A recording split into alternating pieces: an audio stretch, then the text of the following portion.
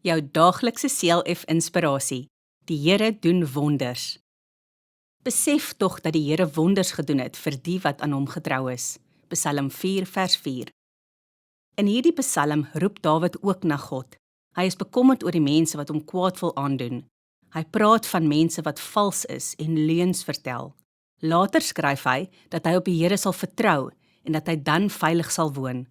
Dawid weet dat God wonders kan doen as 'n mens na hom roep en hom vertrou. In die Bybel is daar baie geskryf oor die wonders van God.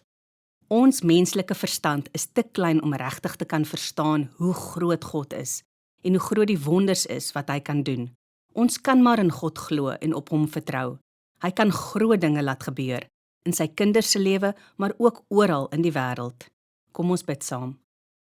Here, vergewe my as ek so baie kere nie glo dat U groot wonders kan doen nie. Help my om altyd op U te kan vertrou. Amen.